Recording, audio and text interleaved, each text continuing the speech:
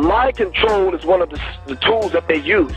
How they get you into the condition to be controlled is by using certain signs and symbols, frequencies, tones, colors, shapes, numbers that they hide subconsciously in the frequency of the music and in the 23rd frame, I believe, on TVs and the movies.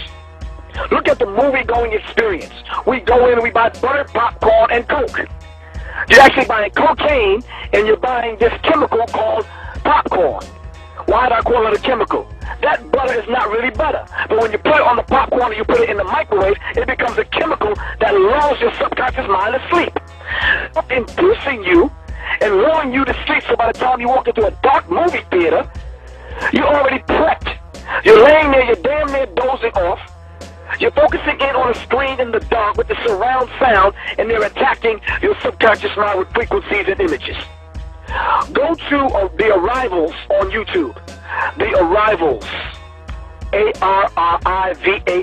The Arrivals. Go to number 10 and watch it through number 12. And you'll see exactly how they pull this off. When you leave the movie theater, you're almost punch drunk. You leave the movie theaters with your breast filled, wanting to be the hero, or wanting to be the damn damsel in distress, wanting to be a corny white girl that fall down at every damn horror flick. Are you following me? So we have to understand it. So now to the small screen, they keep the small screen filled with nonsense.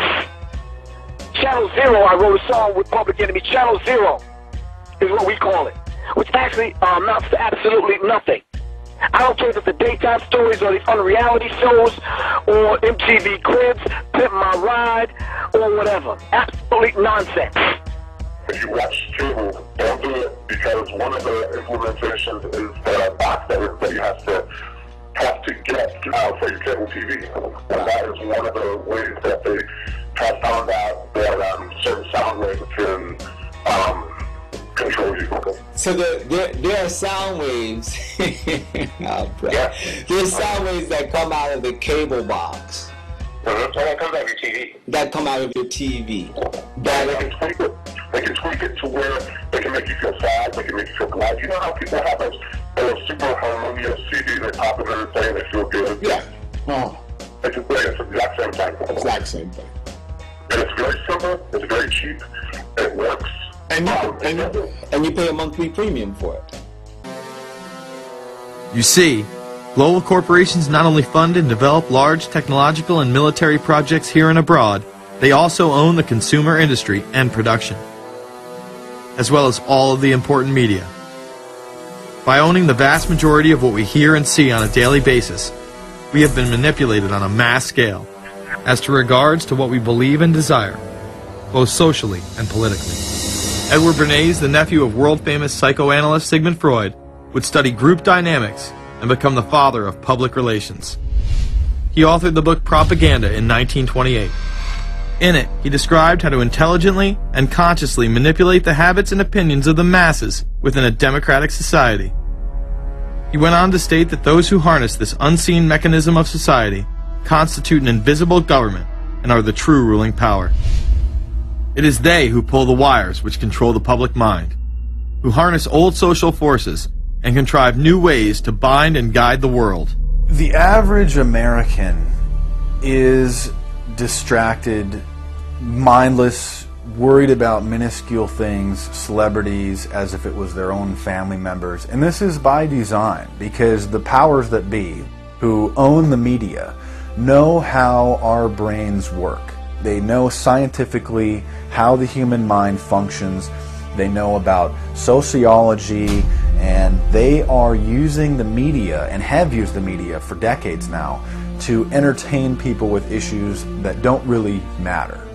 When you have the big news networks covering celebrity issues as if it's the most important thing, it becomes the most important thing. And this is not by accident. This is to keep us out of the way. Because if you're worried about the latest celebrity death, or the latest celebrity couple, or the celebrity breakup, or your sports team having a shot at the Super Bowl or the World Series, there's so much information about those issues that can be discussed that will mesmerize people, and they won't know or care about the real issues that are out there.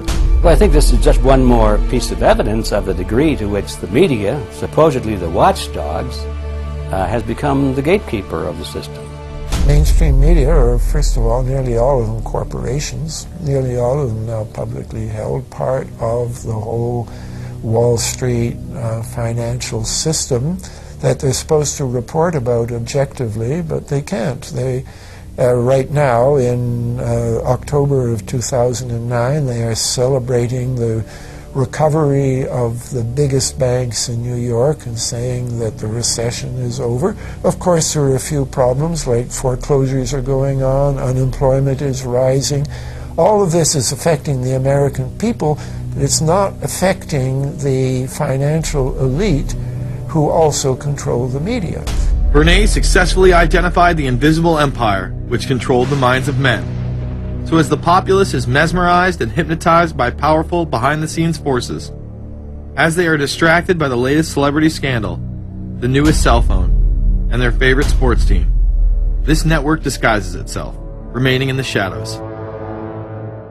Again, we see people of the highest levels of power involved in the most repulsive and decadent of crimes. They couldn't care less about the code of conduct that's taught in all major religions about treating others the way that you want to be treated. And then they masquerade, they put this false front on that they're like everybody else, because your average person wants to do right, believes in some sort of a karma, believes in some sort of a divine justice in the universe. And so these people need to put on this front that they're like the average Joe in middle America, that they go to church every once in a while, and that they believe in an afterlife and a divine justice. And so they have to put on this front that they're like everybody else in order to get elected and to be accepted and to not have people look at them suspiciously, because if somebody goes around and openly admits that they were an atheist or that they were of some obscure religion, people aren't going to throw their support behind them as much, and they're not going to trust them as easily. The reality of this behavior is never revealed to the public, as the media keeps any revelations quiet. Unfortunately, these type of activities continue to this day. And those people who have been yelling, oh, the UN's going to take over global conspiracy government. Theorists. They've been crazy, but now they're right. And find out what organization they belong to. And then it trickles down. You can find out what secret society they belong to. You know what team they on in a minute. That's not hard to do. That's not all you have to do is do a little bit of studying, stop getting high, and stop eating pork for a minute. Leave the damn concocted-ass religion called Christianity alone for a minute and start doing some real studying and come out of the damn box. You can find out these things. This is not hard to figure out.